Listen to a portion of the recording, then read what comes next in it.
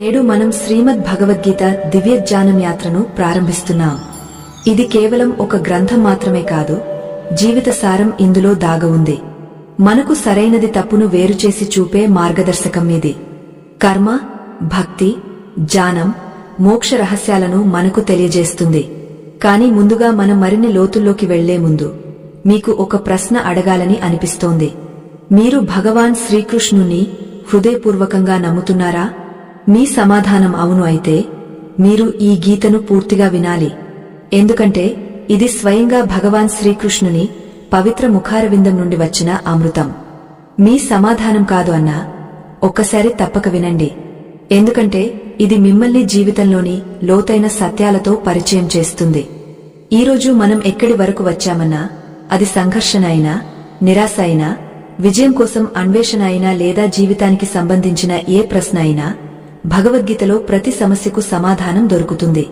ఇది కేవలం అర్జునుని కోసమే కాదు, మనందరి కోసమే చెప్పబడింది. మీరు నిజంగా శ్రీకృష్ణుణ్ణి నమ్ముతున్నట్లయితే ఈ పూర్తి గీతను విని మీ జీవితంలో అమలు చేసుకోవాలని సంకల్పం చేయండి. అవును, నేను కేవలం ఒక మాధ్యమం మాత్రమే. ఈ పవిత్ర కార్యంలో నాలో ఏదైనా తప్పు జరిగితే మన్నించండి. ఎందుకంటే నా ఉద్దేశ్యం భగవాన్ శ్రీకృష్ణుని ఈ దివ్య జ్ఞానాన్ని మీ ముందుకు తీసుకురావడమే. కాబట్టి శ్రీకృష్ణుని పవిత్ర నామాన్ని స్మరించుకుంటూ మన గీతయాత్రను ప్రారంభిద్దాం. భగవద్గీత జన్మించింది కురుక్షేత్ర యుద్ధభూమిలో.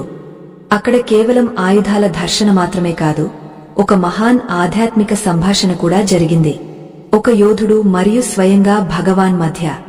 అర్జునుడు పాండవులలో అత్యంత గొప్ప ధనుర్ధారి. అతను తన స్వంత బంధువులను యుద్ధభూమిలో చూసినప్పుడు అతని మనసు కలవరపడింది. ఈ యుద్ధం చేయడం సరైనదా అని అనుకున్నాడు. తన స్వంత సోదరులు, బంధువులకు వ్యతిరేకంగా ఆయుధాలు ఎత్తడం ధర్మమా అని ఆలోచించాడు. ఇది కేవలం వినాశనమే కదా అని భావించాడు. అదే సమయంలో భగవాన్ శ్రీకృష్ణుడు అతనికి గీత దివ్య జ్ఞానాన్ని ఇచ్చాడు. అతను అర్జునునికి చెప్పాడు, ఈ శరీరం నశించేది కాని ఆత్మ అమరమైనది. మనం మన కర్మలను స్వార్థం లేకుండా, ఫలితం ఆశించకుండా చేయాలి.